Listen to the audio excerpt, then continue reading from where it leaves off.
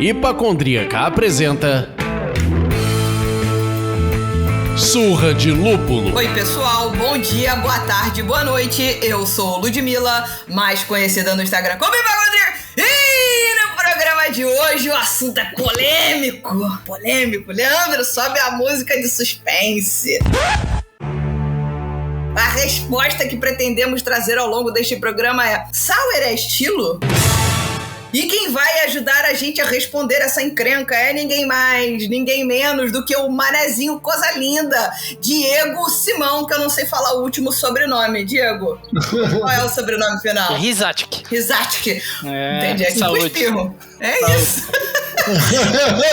Não, a gente chamou o Diego aqui primeiro porque, enfim, ele é o cara da cerveja ácida no Brasil. Ele é professor do tópico cerveja ácidas e complexas, porque não pode ser simples, são as ácidas e complexas no ICB e na Escola Superior de Cerveja e Malte. Dá palestra sobre o tema no Brasil e no exterior. Além disso tudo, cara, é economista, sommelier de cerveja, cofundador da Coisa Linda, cervejeiro e blender da Coisa Linda, e acabamos de saber que ele foi colunista esportivo na Globo, meus amigos. Coisa linda.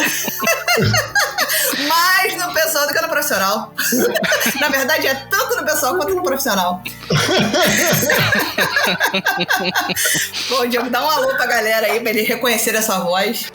Não que isso seja um privilégio da galera, ouvir essa voz esganiçada, né? Mas tô aqui de novo. Oi, galera. O Diego aqui da Coisa Linda novamente. Eu tô aqui porque eu enchi o saco, né, da Ludmilla no Twitter, né? Tipo, como é que tu me escreve um negócio desse? Foi mais ou menos Respira, assim. Fica calmo. Você foi mais gentil do que isso, fica calmo. Não, é só pra dar aquele teor de drama, assim, né? Que a gente querendo promover, né, no podcast. E bem-vindo, Diego, e eu sou o Leandro, e hoje vocês podem me chamar do tamarindo da sua cerveja. Aquela coisinha que tá ali. Porra, Leandro, você pra mim tá mais pra um azedinho doce. Lembra dessa balinha? E a gente tá aqui pra bater um papo e beber cerveja. Conta aí pra gente, Diego, o que você tá bebendo com a gente aí hoje? Cara, eu acho que eu furei o bonde da cerveja. Eu, na realidade, até demorei um pouco pra chegar, que eu tava assim, meu Deus, o que eu vou abrir? Porque eu não tava muito afim de abrir uma cerveja hoje, né? Daí eu olhei ali na geladeira, tinha um vinho que eu ajudei o meu pai a fazer, né? Um vinho selvagem, pra variar, né? Feito de uva Isabel. Aí eu tô aqui tomando o restinho dele que a gente abriu no domingo. Ah, que beleza! Que maneiro. Bom, não tem problema nenhum, boa opção. E você, dona Lud? Então, eu estou aqui homenageando o nosso convidado, estou aqui com a minha 7 ondas. Coisa linda. E foi a que eu tomei na primeira visita que eu vim. Exato. E aí, gente, pra fazer aquela raiva máxima, eu vou até voltar pra câmera enquanto eu sirvo a cerveja. Peraí. Essa taça, eu adoro essa taça.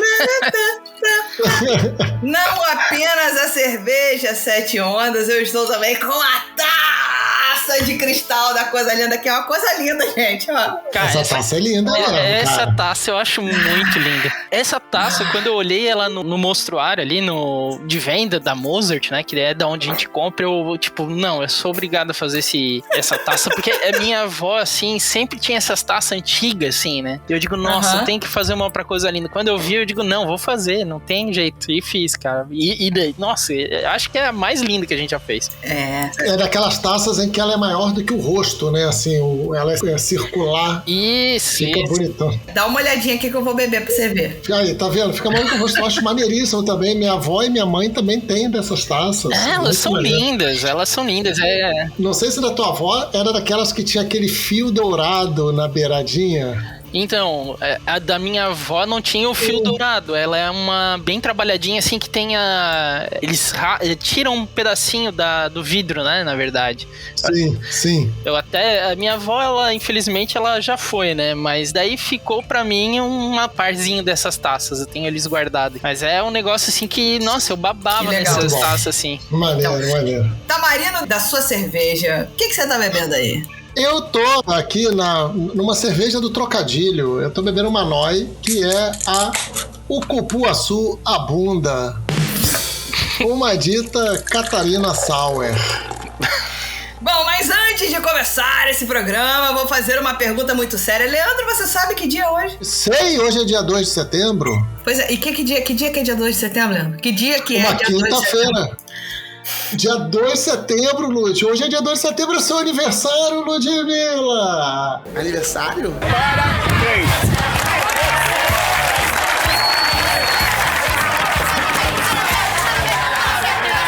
Meus parabéns, porra.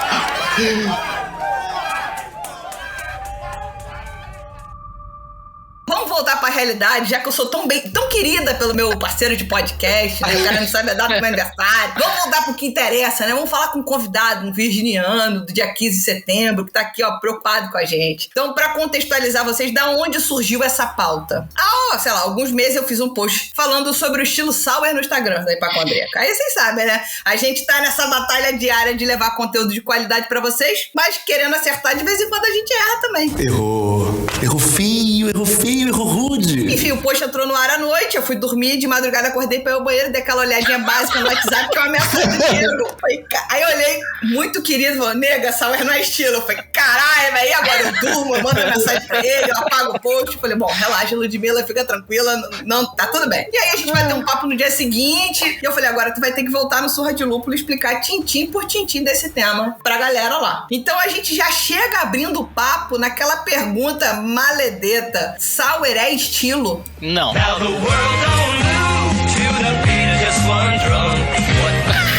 Discorra, né? Desenvolva.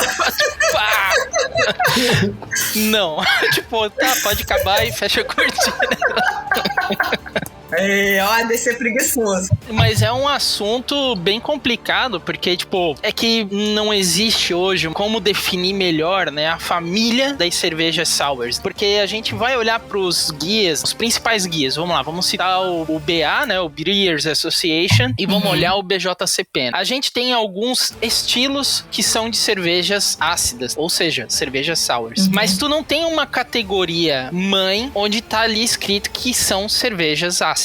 Né? Então, já para começar, não é uma categoria, não tem uma categoria específica. As cervejas ácidas que existem estão enfiadas em algumas coisas lá em estilos ales, estilos lagers, aí no hybrid mixed, ou daí tu vai ter ali algumas subcategorias que tá escrito lá, tipo o BJCP, European Sours, ou alguma coisa assim. Mas sour em si não é um estilo. O sour é simplesmente uma qualidade da cerveja. Ponto. A cerveja é ácida. A cerveja é sour, né? Mas a gente acabou aqui no Brasil se acostumando a falar isso, principalmente depois vamos dizer assim, da ascensão das Kettle Sours nos Estados Unidos, né? Que seriam as releituras das Berliner Sours que começaram a aparecer nos Estados Unidos ali por 2012, 2013. E aquela história de começar a fazer sours, entre aspas, foi se proliferando. E tanto que ali por 2014 teve o Festival Brasileiro da Cerveja em Blumenau e talvez uma das sensações daquele ano foi o stand da Way Beer ali de Curitiba, onde eles trouxeram assim, parecia uma raquete assim, com vários copinhos que eles vendiam as amostras. E daí podia pegar aquela raquete assim e tinha, cara, 8 tipos de Berliner Sour. Daí a base, e daí com fruta, com xarope, caralho, a 4. Pô, muito legal. Mas só que aquilo lá ficou como sour também. Ele falava em sour. Então a gente acabou começando a evoluir a produção de cervejas ácidas, mas ao mesmo tempo a gente não evoluiu na hora de dar nome aos bois. Então tudo quanto era cerveja ácida no final é chamada de sour, né? Que aí já vem um pouco o meu lado bairrista de tipo, porra, vamos ficar falando em inglês toda hora, a gente vai ter que chamar essas cervejas ácidas de sours e nem entender o que a gente tá falando. Então o meu raciocínio em cima disso, e toda vez que eu vou dar uma aula, né, sobre esse tipo de cerveja, eu pego na orelha da galera e falo, olha, a única coisa que eu quero que vocês saiam daqui dessa aula, uma das coisas não vai chamar toda a cerveja ácida que vocês forem tomar de sour, porque aí vocês estão dando um desserviço, né? Vocês, como alunos e como às vezes produtores de cerveja, mestres cervejeiros, vão lá e fazem uma cerveja que é ácida, mas está em determinado estilo, não chame de sour, fale o que ela é. Se ela é uma Berliner Weiss, vai chamar ela de Berliner Weiss. Se ela é uma Catarina Sour, chama de Catarina Sour. Se ela é uma Lambic, chama ela de Lambic. Mas, né, é como se tu chegasse e vou tomar uma IPA. Não, me vê aquela amarga lá. Tipo, o cara não vai saber o que vai te trazendo. E aqui no Brasil, no final dá no mesmo, né? Se bem que aqui a gente tem produtor que bota lá como estilo sour, mas Pois aquilo lá não quer dizer nada, né? Sim. O que ele tá querendo falar? E no final o cara pode estar fazendo uma Mixed Culture Brett Beer Sour, é um dos estilos do BA, e ele tá colocando como sour. E aquela cerveja demorou 1 ano pra ficar pronta e na verdade ele tá vendendo como se fosse, sei lá, uma Berliner Weiss. Então aí nesse ponto a gente tá perdendo muita informação no meio do caminho e às vezes o consumidor pode estar comprando gato por lebre ou deixando de comprar uma cerveja melhor porque ele não tá sabendo que tá comprando, né? Então por isso que eu trago essa discussão sempre quando eu vou dar palestra, vou dar uma aula, né? Quando a gente tem a oportunidade de falar de cerveja ácida, exatamente por causa disso. Existe algo a mais que deve ser denominado na hora que quando a gente vai pedir uma cerveja ácida. E aí eu já começo até a minha briga de a gente não ficar tão colonizado, tão escravizado pela língua estrangeira, né? De não ficar trabalhando o nome sour, até porque ele causa uma confusão de tradução para quem não conhece o idioma, né? Exatamente. Ele pode achar que é outra coisa, que não é ácido, né? Exato, não é todo mundo que fala inglês. Eu já vejo assim com tristeza a existência de tantos nomes em inglês para cervejas feitas no Brasil, né? E me deixa muito mais feliz quando tu vê o nome da cerveja que tu tá tomando, né, Leno? Culpou a sua bunda. Muito bom.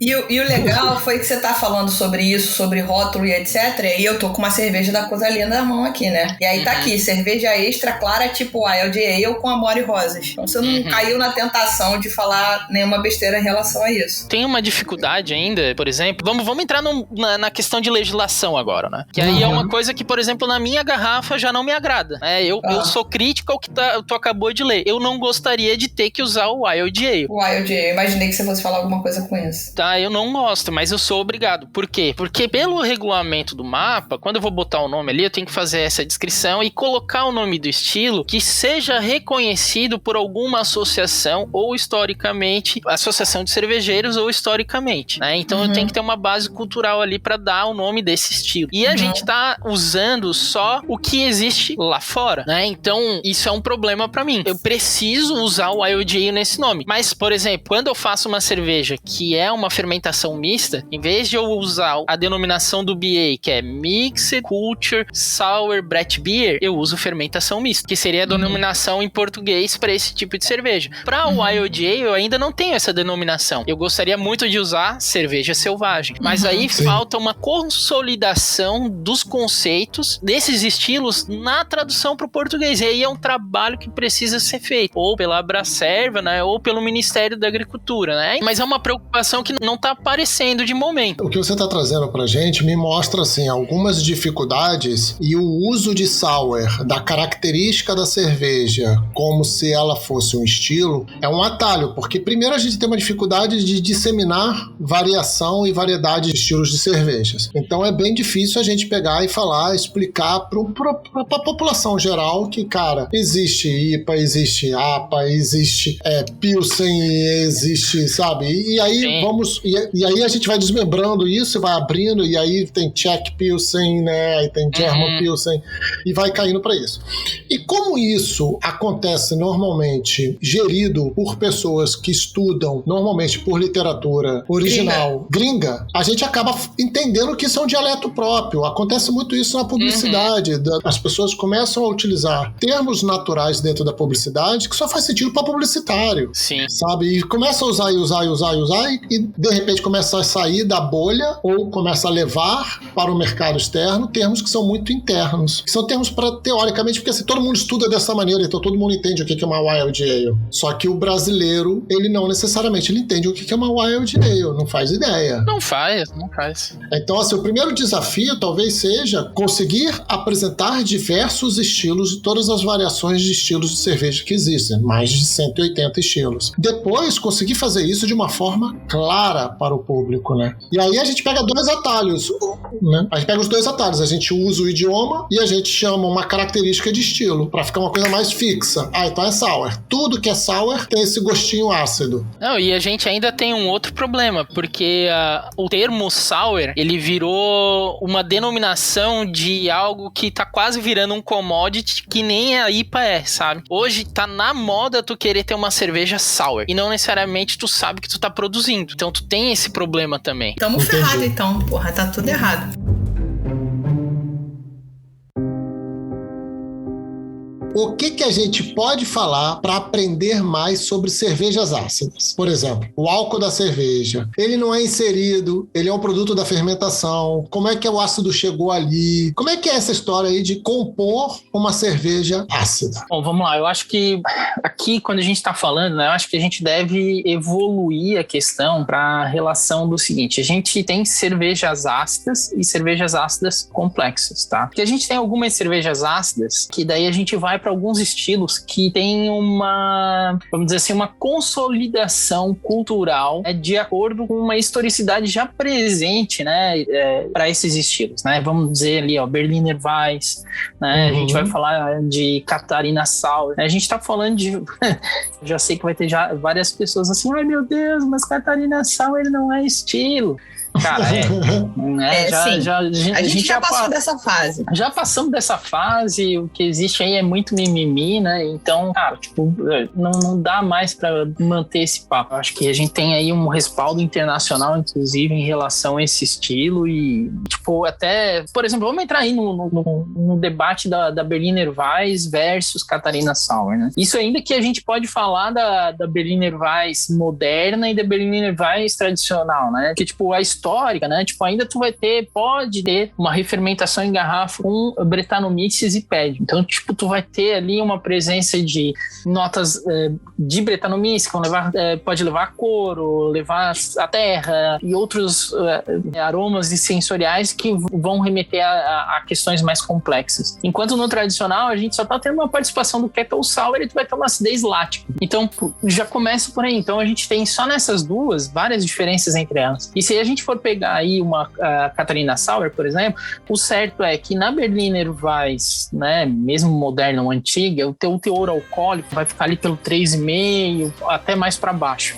Uma presença de boca que vai ser pequena, acidez lática extremamente agressiva, né? E quando, né, ela vai vir assim com fruta, geralmente não é uma fruta muito fresca, né? Às vezes tu tá usando, vai ser algum sirupe de fruta, até para adocicar e tirar aquela pegada de acidez muito mais forte. Enquanto no caso da cerveja da Catarina Sour, o tipo de acidez, da acidez lática que tá ali está sendo usada, já é um perfil de acidez lática que nunca é agressivo como é a Berliner Weiss. Então tu tem uma acidez lática que é extremamente agradável, ela não é muito agressiva e ainda assim tu tem o uso de fruta e a fruta tem que ser sempre fresca. Então tipo, tu tens ali, já começa com um teor de álcool um pouco maior, as leveduras que fazem a fermentação, Saccharomyces, elas são sempre neutras.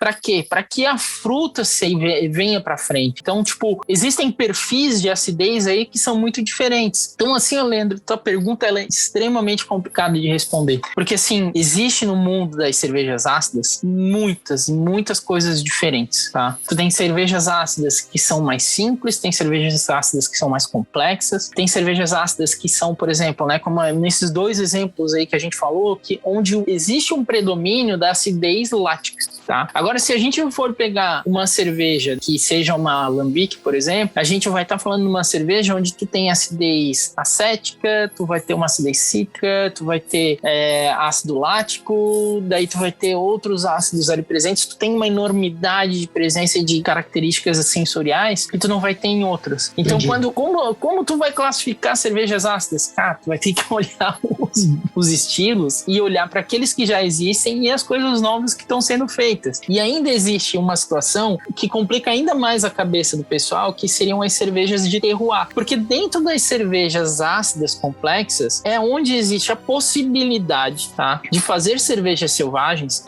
que correspondam ao que é mais próximo, espontâneo e possível de fazer uma cerveja que corresponda às características sensoriais que podem surgir daquele local. Sim. Então, tipo, cada local vai ter uma característica própria sensorial. Então, e é isso que a gente vem trazendo, por exemplo, na Coisa Linda, mas que a gente tá vendo começar a aparecer em outras cervejas. Porque às vezes a gente tá vendo as cervejas que são feitas nas Alás e na Coisa linda, e apesar delas terem uma estrutura de fermentação muito parecida, por conta da variação de temperatura dos locais de fermentação, já que ambos usam fermentações sem controle de temperatura, o perfil sensorial vai ser completamente diferente, apesar da técnica utilizada não ser tão diferente uma da outra às vezes. Então, tipo, é uma pergunta complicadíssima de fazer.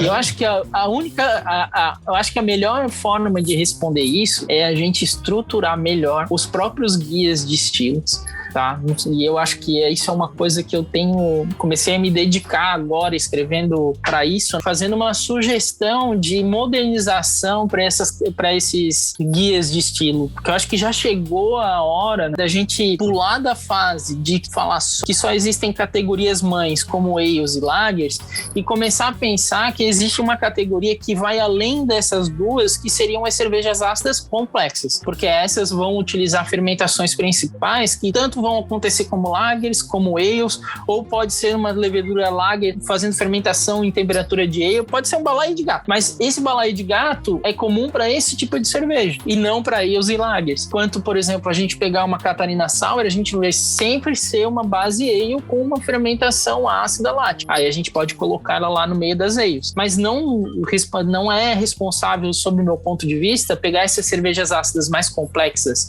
como o lambic, como as espontâneas que estão se fazendo mundo afora, ou fermentações mistas que acontecem aqui no Brasil, na América Latina, né, que está começando a aparecer alguns exemplares delas, e colocar ela como uma ale ou uma lager. Não, ela é uma híbrida, né, mas ela não é uma híbrida, na verdade, ela é uma cerveja ácida complexa, ela tem as suas qualidades que são totalmente sui generis e muito além dessas duas categorias que foram feitas para, vamos dizer assim, abraçar o que é culturalmente predominante no momento. E é culturalmente predominante no momento porque comercialmente é dominante. Mas historicamente é recente, contando que a história do mundo tem mais de, 10 mil anos. E de 10 mil anos até 200 anos atrás eram as cervejas ácidas complexas que existiam. Então eu acho que parte do momento que a gente tem que resgatar essa historicidade e dar um lugar próprio para ela, pra gente acabar não acontecendo de chamar tudo quanto é cerveja ácida, né, e cerveja ácida complexa, por exemplo, de botar ela lá no meio das ales e lagers. Eu acho que não cabe mais. Seria quase que uma sugestão do tipo assim, olha, nós não temos apenas duas famílias. Sim. A gente tem que criar uma família para as ácidas que vão ser, dentro delas, vão ter ácidas lager, ale, sei lá, caralho. Pra mim, me dá muito certo, por exemplo, que as cervejas ácidas complexas precisam de uma categoria própria. Né? Eu já não saberia te responder, por exemplo, se uma Catarina Sour entraria nas ácidas complexas. Mas talvez até seja interessante pensar nessa situação, porque apesar de ter uma fermentação que, em termos da quantidade de açúcar, o principal da quantidade de açúcar for feito vamos dizer assim, na fermentação pela Saccharomyces cerevisiae, que é uma Saccharomyces cerevisiae que é neutra, o perfil sensorial é muito dominado por uma fermentação lática, né? Então, e a gente vai classificar ela como uma ale, sendo que a principal característica dela é uma fermentação lática. Eu acho que chegou um momento que a gente pode até discutir isso, sabe? Que fica muito complicado para o produtor que está fora do eixo dominante das escolas cervejeiras, ou seja, nós, e que não está, né, inserido dentro de nenhuma escola cervejeira dominante, e a gente vai ter sempre uma dificuldade muito séria de colocar as nossas cervejas dentro de categorias. Por exemplo, tu pega o BJCP, ele é orientado pela, vamos dizer assim, a historicidade e pela representatividade histórica e cultural que aquele estilo imprime na sociedade cervejeira, tá? O BA, ele já vai para um lado mais comercial, que é a predominância comercial dos estilos existentes. Tanto que eles têm menos problemas de trazerem estilos que estão em voga comercialmente para dentro do BA. Enquanto o BJCP, ele é mais criterioso nisso, mas é porque são duas filosofias bem diferentes. Mas independente disso, as duas compartilham de uma coisa: o pensamento, o predomínio é em cima de culturas cervejeiras predominantes onde a gente não se encaixa onde o predomínio tá para ales e lagers. Então as cervejas ácidas, elas são um patinho feio que não se encaixa nessa discussão de um modo perfeito. Então a gente tá vendo isso sempre um enjambo, na forma de organizar o pensamento. E isso leva ao problema de que sours está sendo utilizado de uma forma genérica e a gente não está sabendo, talvez, lidar com essas categorias de uma forma ideal.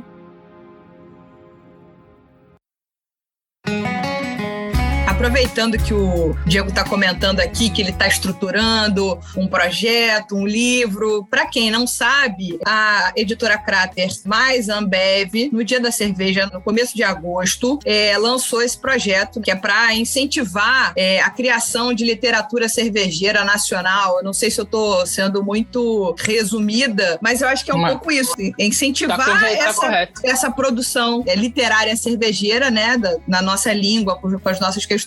Então você pode se inscrever até o dia 30 de novembro. O edital está dentro do site da editora Crater, né? editorakrater.com.br/edital. Aí você vai se inscrever, tem uma banca maravilhosa com só gente do poder ali julgando. E aí você vai apresentar o seu projeto de livro. Tem royalty, adiantamento, inicialmente uma publicação de pelo menos 1.000 exemplares. Enfim, acho que é uma iniciativa sensacional que vai ajudar a dar esse empurrão aí para a gente poder ganhar fôlego e talvez um pouquinho mais de musculatura para poder levar à barca esses questionamentos que a gente está trazendo aqui hoje, por exemplo. Mas, enfim, depois desse pequeno recado, que eu acho que era importante as pessoas que nos ouvem saberem sobre isso, vai que tem mais alguém aí cheio de ideia igual você, né?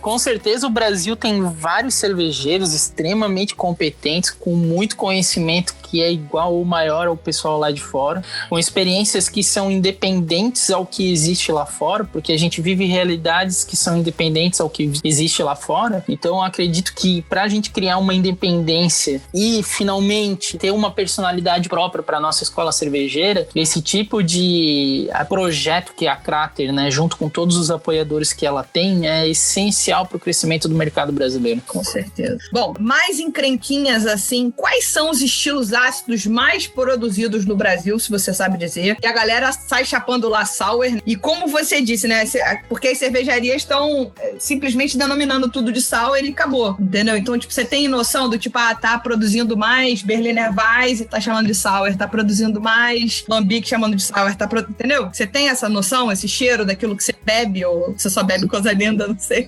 Não, pô, eu bebo de tudo. Com certeza, hoje, absoluta, a gente pode falar que a cerveja ácida mais produzida no Brasil é Catarina Sour. Isso daí não existe um mínimo de dúvida.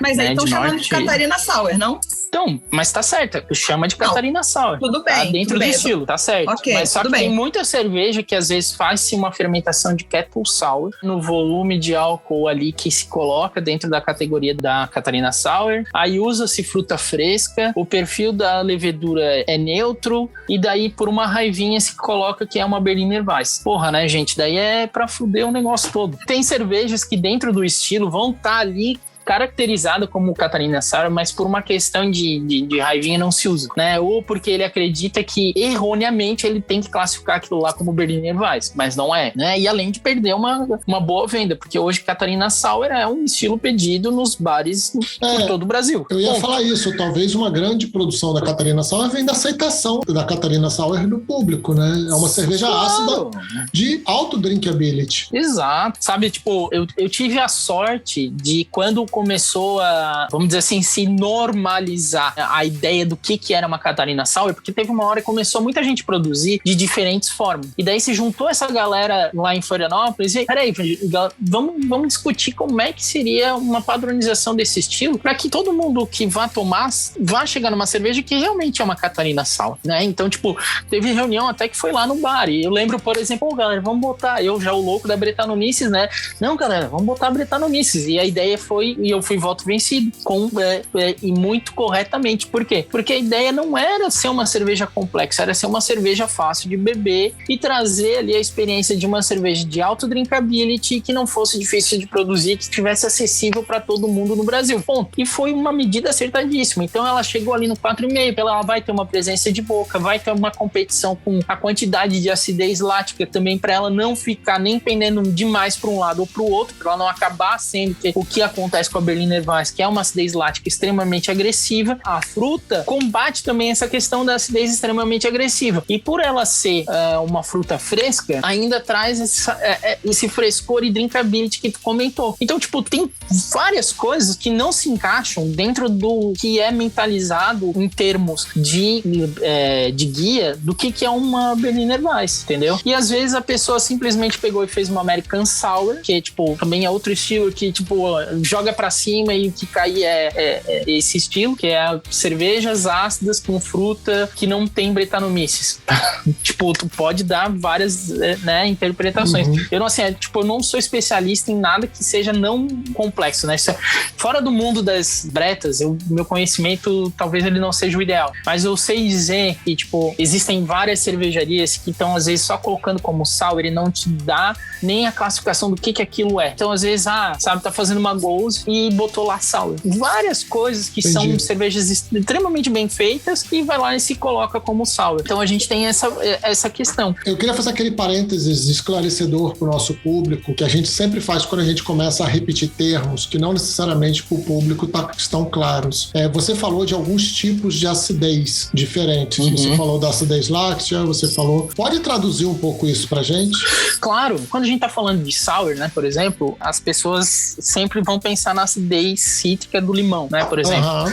Então, por exemplo, aí a gente já tem um tipo de acidez, a acidez cítrica, beleza? Aí depois a gente pode pensar em outro ácido, que é a acidez lática. Daí tu pensa naquele fermentado bem adocicado que tem no mercado, Yakult. Pensou no Yakult, você tá pensando na acidez lática. Aquilo é uma acidez lática. Só o Yakult tem os verdadeiros lactobacilos vivos, Kazei Shirota. E quando tu vai lá e olha para um vinagre que tu tá botando na tua salada, aquela acidez de vinagre geralmente é acidez acética. Então só aqui a gente falou dos 3 principais que a gente encontra normalmente nas outras cervejas, né? E a gente tem uma gama aí gigante de outras que a gente pode explorar. Então, só de provocação, eu entrei no site de um e-commerce de cerveja, eu não vou dizer qual é, porque eu não tô aqui pra bater em ninguém, pelo amor de Deus, não é esse o propósito. E aí fui lá procurar as cervejas, tinha uma categoria de cerveja de sour ale, tá? Você clicava ali, aí abriu a categoria de sour ale. Aí tinha uma aqui, que é a Beach Don't Kill My Vibe, que é uma cerveja da Carioca Brewing Co., uma cervejaria carioca. Aí tá escrito cerveja sour ale com abacaxi, limão e lactose. Tá, lactose ainda, caralho. Lactose, Não, é que as pessoas não conseguem ver a cara que você fez. Mas é aquela cara, né, Diego? Nazaré peraí. Confusa. É isso. Tá bom, essa variável eu entendo, essa variável eu entendo, essa vai... Caralho, fudeu. Aí tá, aí teve... Mas é bom deixar também claro que, por exemplo, quando eu fiz a cara de Nazaré, é tipo, quando eu começo a pensar assim, porque daí tu deu a descrição, lactose, acidez lática, lá. Daí eu fico pensando assim, mas onde é que se encaixa isso? Porque sour ale é tipo, denominação joga pro ar ácido com ale, tá ligado? E tipo, falta uma definição pra encaixar isso aí. Porque a cerveja, ela pode ser sensacional, que eu tomei, mas... Sem dúvida. Por exemplo, tem cervejas que são sensacionais, mas às vezes tu fica meio assim, o que é isso, tá ligado? E tu não sabe identificar. Aí se joga como sour ale e a gente não entende exatamente o que é. Porque, aí a gente volta pro começo, é isso que eu quero dizer. A gente voltou pro começo, do rótulo não te informa de fato. Ele te confunde e te leva a ficar repetindo e replicando o mesmo erro. Mas enfim, era só pra fazer essa pequena provocação. E exatamente pra gente ver que é um fato existente no mercado.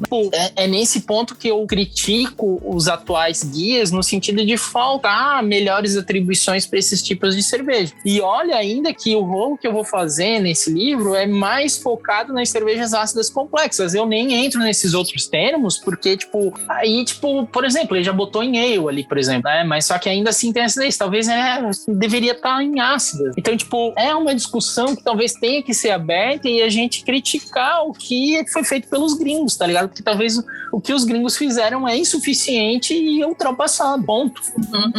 É isso, né? É isso. E foda-se os gringos, porque, a gente tem que discutir essas coisas aqui, tá ligado? Com certeza. Ué. Não, eu gosto muito dos gringos, são gente fina, mas cara, tipo, a gente aprende muito com eles, mas só que a gente tem que começar a colocar as questões pra nós mesmos. Até para provocar uma atualização, né? Exato, tem muitas coisas que a gente pode pensar, né? E principalmente assim, né? Quando tem discussões, né, que entrariam mais pro lado das cervejas ácidas complexas, por exemplo, que tem um rolo aí muito grande, por exemplo, de o que é uma cerveja espontânea e o que não é uma cerveja espontânea, o que é uma Wild Ale e o que é uma fermentação mista. Então tudo, tipo, pra mim é bem claro, mas pros consumidores quase nunca ninguém sabe. E no final a gente adota tudo como sour, porque é complicado. Tu vê, olha só, a discussão que a gente tá tendo aqui sobre isso. E é uma conversa que a gente pode ficar a noite inteira conversando e a gente não vai chegar em lugar nenhum se a gente não montar um meio de dar nome aos bois e organizar isso, porque não existe. Então, tipo, a principal, vamos dizer assim, definição que a gente tira dessa nossa conversa é que existe uma bagunça, que esta bagunça não está organizada, que ela é ruim para o mercado cervejeiro, porque ela traz muita confusão para os cervejeiros e para os consumidores.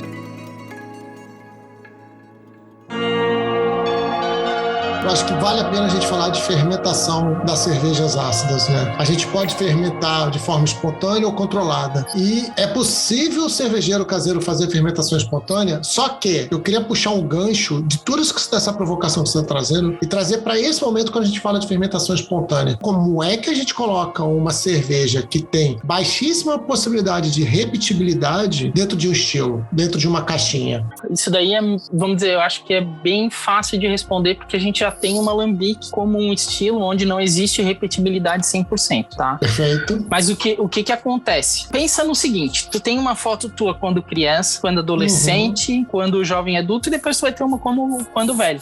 Se alguma pessoa que te conhece vê bem, né, e te conhece há tempo, vai saber identificar as tuas características naqueles 4 momentos diferentes da tua vida. Porque tem pontos que são comuns a todas essas fotos que tu fez. Porque, ou seja, tem uma identidade que não é igual, mas ela tem pontos que são constantes ou que estão regulares. Então existe uma identidade visível ali, mas só que ela muda conforme o tempo. A mesma coisa é para as cervejas ácidas complexas e nesse caso das espontâneas. Porque tu acaba criando uma certa característica ao produzir sempre naquele tempo. Porque, por exemplo, né, vou dar o exemplo da Praia do Meio. A gente sempre faz essa cerveja e a gente tem esse cuidado de fazer a fermentação acontecer. Começar no início do verão e terminar próximo do início do verão do ano que vem. Por que isso? Porque daí a gente sempre tem a variação de temperatura na mesma periodicidade ano a ano. E por conta disso, a gente sabe que Florianópolis tem uma característica de ter um verão quente, aí depois tu vem para um outono ameno, chega no inverno às vezes é frio, muito frio, né? Já chegou a dar neve aqui perto, e depois vai amenizando e daí vai ficar quente de novo. Isso acontece o ano todo, mas claro que as temperaturas acabam variando ano a ano. Às vezes é mais frio, às vezes é mais quente, às vezes é mais úmido, às vezes é mais seco e por aí vai. Mas essa linha geral, ela se repete ano a ano. E as minhas leveduras, os meus micro-organismos são os mesmos sempre, porque eu trabalho em método de soleira. Ou pelo menos vamos dizer assim, os micro-organismos que são dominantes naquela área também vão continuar sendo dominantes naquela área, mas eles mudam um pouquinho ano a ano. Porém, existe uma característica geral. E a partir disso, tu vai identificar. Então, por exemplo, no caso da Coisa Linda, ela tem uma acidez cítrica, que lembra abacaxi, uma acidez lática, né, que ela sempre vem em segundo plano, e uma acidez acética em terceiro plano. E no conjunto disso tudo, tu tens notas animais, de cavalo, celeiro, terra. Só que essas coisas vão variando, às vezes é um pouquinho mais terra, às vezes é isso, é aquilo. Então, por exemplo, quando é mais quente, por exemplo, a gente tem uma cerveja que ela é um pouco mais lática do que o normal, e o abacaxi tem uma questão de um abacaxi mais fresco, porque a acidez trabalha na cítrica de uma forma diferente e aquela de outra. E quando é mais frio, dá um abacaxi que é um abacaxi mais em compota, mas o ponto específico é que tu sabe que vai ter um abacaxi com várias notas diferentes. Entendi. Então a gente volta para a mentalidade da safra. Exatamente, daí a gente tem a mentalidade da safra. Fermentação mista, né? Tu pode selecionar até os teus micro-organismos que estão trabalhando lá, mas se tu colocar nesse processo de safra, como eu te expliquei agora, ele vai ter o mesmo comportamento e por aí vai. Então daí no final isso acaba definindo teu estilo, tá ligado? Ou se tu quiser fazer, tu pode fazer assim, se tu quer fazer um estilo aberto, tu vai colocar que essa cerveja tem que ter no mínimo a presença de uma Saccharomyces, uma Brettanomyces e uma bactéria. Tendo isso em vista, tu vai ter sempre as 3 ali presentes. Tu já criou um estilo, né, por conta das determinações técnicas do processo fermentativo, mas sem definir, por exemplo, temperatura. Mas ali tu vai ter já uma pegada mais ou menos padrão. No caso dessas espontâneas, como a gente falou, né, ou a minha, por exemplo, não é espontânea, ela é uma cerveja selvagem, que eu trago leveduras de fora, que eu não sei o que são, mas ainda tenho um certo controle sobre elas, mas eu boto nesse processo de variação de temperatura. Então, Entendi. assim, tipo, tem várias coisas que a gente pode tratar, e só daqui o que eu falei, a gente tá falando de 3 estilos, na verdade. E tem as espontâneas, tem as fermentações mistas, as selvagens e as espontâneas. Mas até E mesmo... as controladas, né, que você quer dizer. E daí tu pode fazer as controladas também, não tem problema. Mas só que daí tu vai fazer as controladas e, tipo, vai fazer todo ano, mas só que mesmo tu fazendo ela controlada todo ano, tu ainda vai ter resultados diferentes, porque a Brettanomyces, o comportamento da colônia vai variar de ano a ano, porque às vezes a população vai ter uma dinâmica que foi diferente do ano passado, independente de tu ter a mesma temperatura. Então são cervejas que, quando tu trabalha com Brettanomyces, ela tem um comportamento que não é previsível, apesar de ser identificável, ele nunca vai ser exatamente o mesmo. Então a variação no número da colônia de diferentes tipos de indivíduos vai gerar diferentes tipos de comportamento, e a relação dela com a produção das bactérias e das leveduras Saccharomyces podem criar biotransformações que vão ser diferentes todo ano. Vai ter uma característica principal observável, mas o resultado do ano a ano vai variar. Entendi. Então, e ainda mais quando tu vai botar a garrafa para tomar logo depois da cerveja ficar pronta, deixar ela 1 ano na garrafa. Pronto, daí ela pegou a variação do ano inteiro. Aí já mudou completamente. É complicado?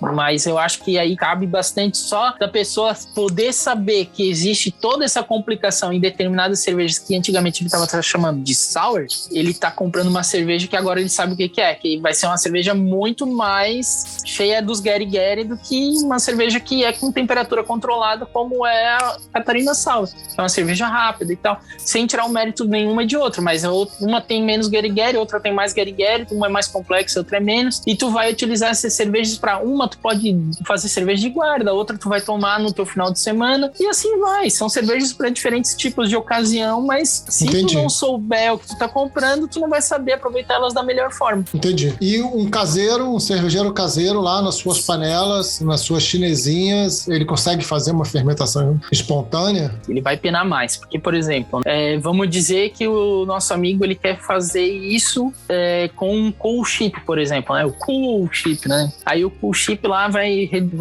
ele reduzir a temperatura do mosto dele, ele vai ter que ter lá uma área preparada para reduzir, ou vai fazer na panela dele, e daí ele vai deixar isso fermentar dentro dos baldes de isopropileno dele. Dá para fazer, tranquilo também. O resultado vai ser muito diferente do que eu faço numa madeira, entendeu? O cervejeiro caseiro gosta de fazer rolo, né, cara? Tipo, é muito legal, dá pra fazer. Por exemplo, o maior problema do caseiro é fazer o blend, porque, tipo, o cara teria que estar fazendo uns 5, 6, 7 baldes pra depois ele ir pegar aquelas cervejas e fazer um blend. Então isso é o mais complicado pra ele. Mas ele pode fazer de um balde só. Ele pode deixar aquilo lá envelhecendo 1 ano. Eu dei algumas palestras e aulas pra muita gente que é do interior e de capitais que são caseiros e que queriam fazer espontâneo. Já recebi garrafas deles, né, das cervejas que eles fizeram, que ficaram sensacionais. Ficaram muito legais.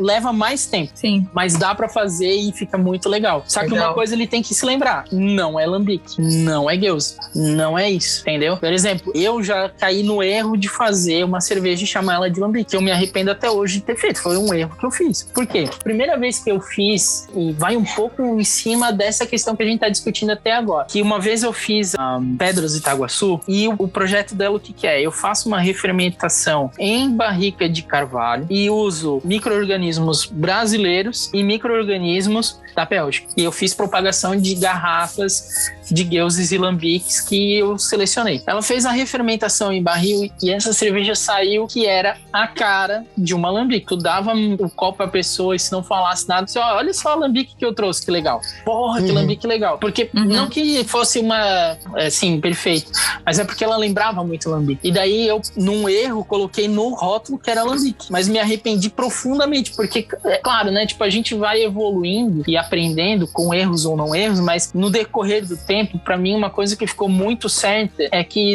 deve existir um respeito às denominações de origem. Porque daqui a pouco a gente está produzindo uma coisa, vai dar um nome para essa cerveja, daqui a pouco uma pessoa que está fazendo um projeto que não tem nada a ver com aquilo e bota o nome daquilo, vai estar totalmente corrompendo o projeto, como foi o meu caso, que eu fiz errado. Hoje tem um outro projeto que está correndo que seria Manipoeira Ale, né? Ou Manipoeira Selvagem. E a Manipoeira, o que é? É fazer uma cerveja em determinada quantidade de álcool. Só que os micro-organismos que vão fazer essa fermentação total, eles vão ser coletados da manipoeira. O que a manipoeira é? Quando tu vai fazer a farinha de mandioca, tu vai amassar a mandioca. Quando tu amassa a mandioca, sai uma água. Essa água é a manipoeira. Entendi. E essa água, a manipoeira, vai estar ali carregada de açúcar e micro-organismos que são da mandioca, que estão na terra, que vieram da terra. Então ali tu tem micro-organismos que são daquele solo, daquele local da onde veio a mandioca. Então, tipo, tu tem um terroir muito explícito ali. Terroir, e claro, veio da terra, mas o principal é por conta dos micro-organismos que estão ali. E essa manipoeira, que depois ela é fermentada, e depois de fermentada ela é reduzida, e aí vira o tucupi.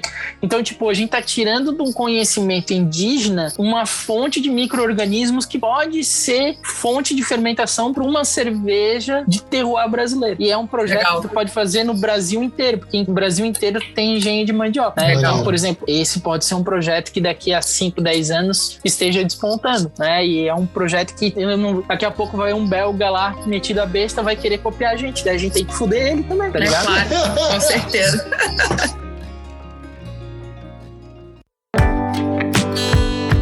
É isso, meu povo. O assunto rende muito, tem muito pano pra essa manga, meu Deus. Tem polêmica, tem fofoca, tem rivalidade com os belgas que a gente vai fuder no final. Tem tudo. É isso. Se você chegou até o final desse programa e curtiu os ensinamentos do Senhor Ácido, ele gravou um outro papo com a gente, o número do episódio é altamente sugestivo. Sim, volta no episódio 51, que é uma boa ideia, e aperta o play. Então, pessoal, queria agradecer demais a presença do Diego mais uma vez aqui. Ele deu uma super aula sobre cervejas ácidas e toda a sua complexidade, ou não. E a gente espera tê-lo de volta para mais assuntos espinhosos, ácidos, azedos, assédios. Obrigada, Diego. Ok, isso eu que agradeço a oportunidade, né, da gente começar essa discussão, né, e eu queria deixar isso muito explícito, que eu não considero que eu estou trazendo aqui um conhecimento fechado e correto, no sentido de que isso é a verdade, né, eu acho que o que eu estou querendo trazer é o início de uma construção para a gente criar um vocabulário local, né, e que ele mas que ele não seja só local e que a gente possa transformar ele de forma universal, porque eu vejo que a gente tem oportunidades que muitas vezes são perdidas, não só no Brasil, mas em outros países latino-americanos. Se a gente olhar ali para o começo do desenvolvimento das cervejas artesanais na África, né, e principalmente também olhando para o mercado asiático, que também sofre do mesmo problema de estar, entre aspas, fora do eixo, né, como a gente está, né? Mas eu acho que a gente tem que pensar de uma forma universal para a gente poder abraçar todo mundo e dar a oportunidade de aparecer projetos que vão traduzir cada vez mais, né, as características locais, né? Eu só queria deixar que é um pensamento em aberto e em construção, mas é uma discussão que eu acho que tem que haver no sentido para a gente poder evoluir o mercado das cervejas ácidas no Brasil e no mundo de uma forma em geral. Obrigado, Diego. Muito bom encontrar com você de novo, trocar essa bola, aprender muito, sair com a cabeça explodida. E agora eu não vou poder mais falar que eu tenho dificuldade de beber cerveja do estilo sour. Não, agora não. Cara, eu não curto muito as ácidas. Agora eu vou ter que mudar meu tom. Obrigado, querido. Muito obrigado. Eu que agradeço. É muito legal sempre estar com vocês.